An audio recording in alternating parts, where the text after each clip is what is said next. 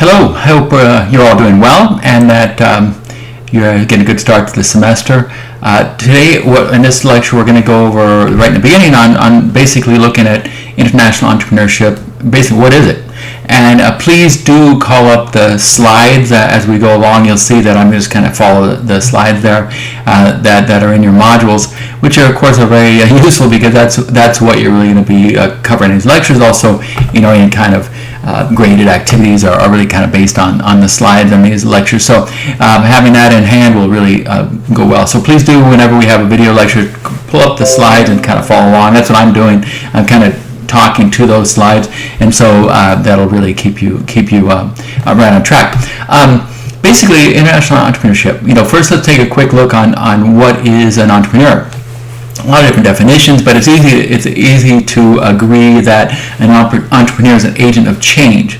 Often an entrepreneur entrepreneurship in general is kind of the process of taking existing or new things, new ideas, and discovering new ideas, new ways to apply them to address a perceived problem. For example, at domestic entrepreneurship, you might find that your phone is always difficult to find a charger for, somewhere to plug in. So you think, well, there's a problem. I could fix that by having a wireless, charging device, for example. Or I moved here to this city from wherever. There are no restaurants that serve the kind of food I like. That's a gap. I could go in there, fill that gap, and hopefully everybody enjoys it and you make money in the meantime. Same thing in international entrepreneurship. It's like, what's happening in a different country, what's happening on a different scale that you see as an issue, and you can fix. So the basic fundamental thing is, what is an entrepreneur? Is someone who's an agent of change, and what is entrepreneurship? Is someone who's in the process of making a change, making new things happen from either brand new ideas or existing ones. Now, the big difference in international entrepreneurship is that domestic entrepreneurship, like in the U.S., if you say that to somebody, what they're going to think is a small business, startup, new thing, and a kind of a smaller scale thing, like you're going to open up a new taco stand somewhere, or a new web developer process, or a marketing company, or a restaurant. That's what we often think about when we think about, what does it mean to be an entrepreneur here in the States. International entrepreneurship, it could mean that. It could be that you go to France and open up a noodle shop because you lived in Japan and you like those kind of eat-on noodles or something like that. However, in general, international entrepreneurship is at a much higher scale, a much higher level. Basically, the idea is how do you take an entrepreneurship mentality, transfer it to a foreign market, and do business. Not so much like the little corner stores or dry cleaning network or something like that, but what can you do on a larger scale that applies entrepreneurship and entrepreneur thinking to foreign markets? That would be how most people will look at those things. So domestic, you're thinking small business, startup, innovation, entrepreneur, that kind of thing. International entrepreneurship, larger, overseas, of course, with probably working between your home country and another country, but a little bit larger scale. Not to say you couldn't move to France and open a restaurant and call yourself an entrepreneur. You certainly could, but that would be more like a domestic entrepreneurship for France rather than an international entrepreneurship from here to there, sort of thing. Anyway, hope that is clear. So you see that's kind of outlined a little bit in those slides.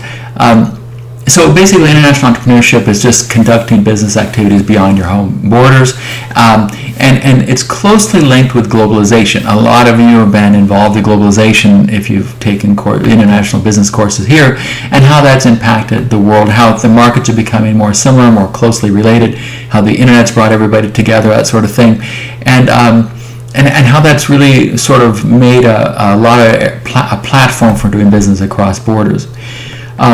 Another thing you'll see about international entrepreneurship is that it's occurring earlier in the cycle. In the old days, you had a very big company in the United States. Then you might think, I can branch out somewhere else. And sometimes that's no longer the case. That people will start a business and right away think, well, you know what, this actually could work really well in another place, in another country. I think I'll try to open an office there, or I'll at least have some sales there, or maybe I'll take my whole thing there. Who knows? But you'll see that occurring earlier in the cycle, often because of the globalization, internet, and familiarity we have with other markets. If you look at slide 4, it basically summarizes that, saying international entrepreneurship is a process of an entrepreneur or a company applying an entrepreneur approach to business activity across national border. I will say this, and this is my opinion. A lot of times people say an entrepreneur is similar to starting your own business, doing your own thing, is similar to someone within a major company doing something entrepreneurship minded, and that is sometimes the case. But I would tend to call that more innovation. There's a difference between someone who works for a major company, even if you do something new in entrepreneurship type in another country, to doing it all by yourself or with a group of people. It's different, I'll tell you. But nonetheless, you'll often see that concept where people say, well, we're this person who works, for Citibank or whatever, we sent them to Kuala Lumpur, and they use their entrepreneurship mindset to do something new. Actually, in my view, they had the massive weight of Citibank behind them. They did a tweak on an innovation, clever as it may have been, but they didn't start Citibank, they didn't start that business there. They made it better. They applied things, not to take it away from that, but you'll see a lot of times when people talk about international entrepreneurship, you'll see that it's kind of a basic innovation and tweaking of the massive amount of a company that's behind them. Again, that's a lot my view. You'll see on slide 5 some key differences between domestic and international entrepreneurship. I won't go over all those in detail, but please look at those. You'll see that the key things are, definition of markets within the U.S. or outside the U.S. Currency, of course, is the dollar in the U.S., and you're going to deal with a lot of different currencies overseas. Nowadays, of course, you have the euro, which covers a lot of Europe, and other countries where you can often use the dollar to do at least international business. The restriction to doing business is key. We're going to look at a lot of different ways of looking at countries, but the U.S. is very easy to open a business. Here in Florida, you can open a business in minutes. If you go online and you can set up your business, it's not so simple other places. Paying taxes, the tariffs, the regulation, the regulatory environment is very complex here compared to other countries, but it can be very onerous almost everywhere you go, depending. Your customer base, we think that we're also different here in the U.S., and we are in a lot of ways, but it's not the same as going to some other country where you could have very, very different issues involving ethnicity, religion, culture, background, etc. They can really affect what you're trying to sell, and you may have to really learn about that. So those other things we'll look at: country risk, personal risk, those all legal environment, cultural environment, human resources, and you'll see. Please look at that, and you'll see that. These kind of highlight the differences between a relatively stable environment, which we have in the U.S., highly regulated but stable, to less stable, depending on where you go, in overseas. If you're in the UK or one of some of the main companies in Europe, in Europe, it'll have a lot of the infrastructure we have and a lot of the same kind of things we deal with. But when you step out of those and you go to more of the developing countries, you hit with a whole bunch of different things you have to be concerned with. Fun, but different. Okay, then we look at why in the world would anybody do international entrepreneurship if there's so much opportunity and stability, of course, in the U.S. Well, a lot of the answers there are the same that you would find if a company or someone thinks about doing business overseas. We're putting an entrepreneurship wrap around it, but basically a lot of the same concepts apply. Basically, you think, there's some pretty big countries out there, there's markets we haven't explored, so maybe we should try them. Sometimes you have higher margins overseas, a lot based on the risk reward. Higher the risk, the more reward. It can be a little bit unsettling, maybe even unpredictable, but you could tend maybe to make more money. You have improvements in technology, quality operations, and other places that maybe didn't exist before, that now you can build something in another country and maybe it's even better than what could be done here in the U.S. You can extend the life cycle of your products. Maybe you've been making a certain kind of watch machine for a bunch of years and nobody wants that anymore, but you may find some other countries where your kind of less attractive and less cutting edge technology still applies. That's less and less, of course, as we go forward in time. You may want to earn foreign exchange in a country for whatever reason. Maybe you need that currency, maybe you want that currency, or maybe that currency has a certain value that can be used.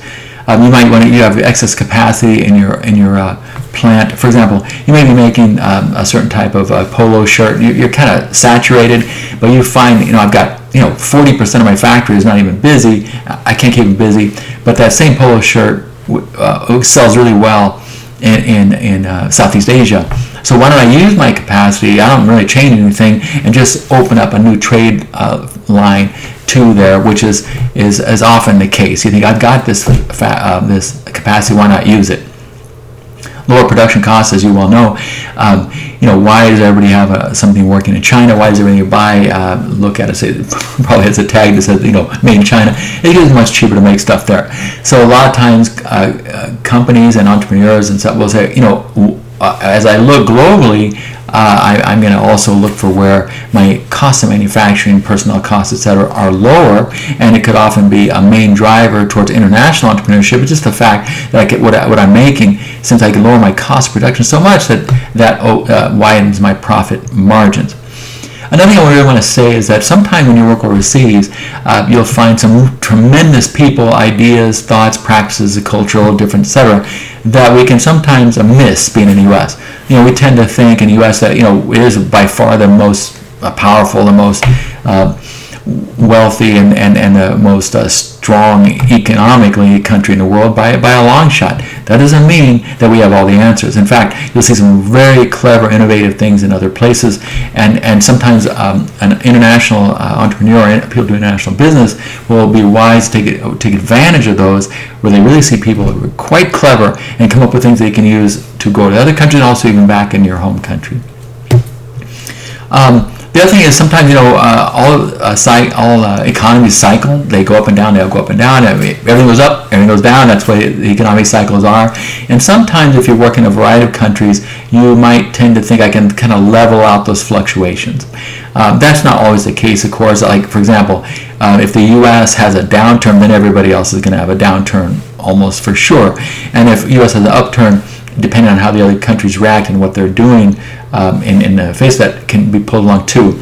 But there are cases where, especially if you're overseas, where maybe Spain is doing really well and France is less so, and vice versa, that we're operating those two countries can kind of level each other out. It's a tricky game, but a lot of people do think they can benefit from that. Then there's also the opportunity to test your product. Let's see, the product I have here, let's see if it works somewhere else. Let's try it there. Let's experiment with it. Let's innovate with it. Let's tweak it and see what goes on. Sometimes the regulatory elements are not as strong in other countries. So you say, well, let me work this a bit, see if this kind of insurance product works, tweak it, and then I can even bring it back to the States once I've kind of worked the bugs out. That happens sometimes too. Okay, and again, just to reiterate, a lot of, as in doing business internationally, a lot of the entrepreneurship push overseas is based on certain factors, which are globalization, the freeing up of markets. It's a lot easier to move from market to market nowadays than it was before. It used to be quite difficult with tariffs and restrictions, etc., to wend your way into another market, but now it's quite open market. Shipping costs are way down, production costs are leveling, and the quality around, if you have something made in in Malaysia or Sri Lanka or something, it can often be the same quality you have here, or China or Japan, etc. So there's a lot of quality issues that have been resolved over time. The other thing, big push, is that if you like a certain kind of sneaker, watch a certain kind of television show, you have a certain way of looking at things, and maybe you even like a certain celebrities or whatever. As an American, the chances are that other people around the globe are doing the exact same thing. They follow our trends. So sometimes, your push to do something overseas is the fact that you have got a market that's been built up over years of watching, paying attention, following, and admiring what your company does here, and it's an unsatisfied demand. So sometimes it can be in music, it can be fashion, it can be in all sorts of areas, but it's often the case that we've created a demand and awareness of our products and certain things overseas that we have not leveraged or taken advantage of. And finally, of course, the internet has just made this complete change in how the business is done worldwide, into the payment systems, information, all every way you can possibly think of, speed. So that's a big push towards international entrepreneurship. Also, is just the fact that the internet is and a digital economy have come so much into play.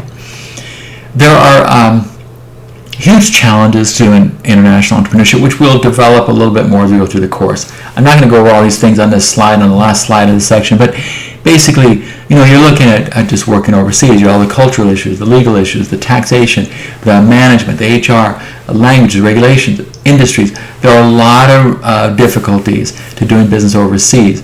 Like I said in the beginning, in our syllabus, I've worked overseas a big chunk of my life, and it's a lot of fun to do that. But it's complex too. Things that you take for granted in some place are different. A way of doing something is different.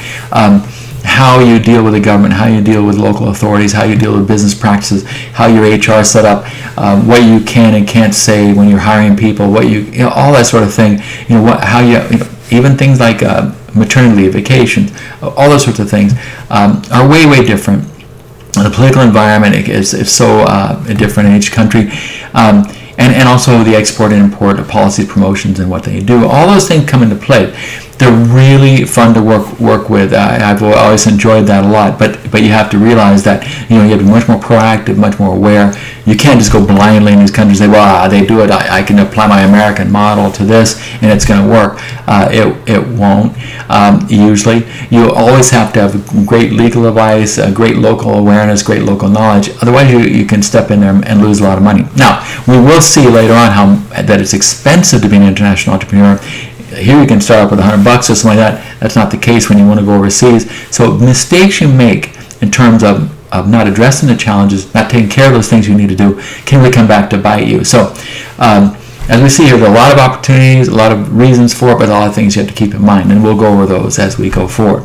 Okay, well, I think that's it for what international entrepreneurship. What is it? I hope that improves your awareness and knowledge of what entrepreneurship is, especially as it's applied to overseas. Remember, the key thing about this thing is the difference between domestically, you're looking at small business, startups, people starting things and kind of innovating on the ground, and where you're looking at international entrepreneurship is going to be a larger scale. It's going to be more expensive with bigger stakes and a lot more complexity.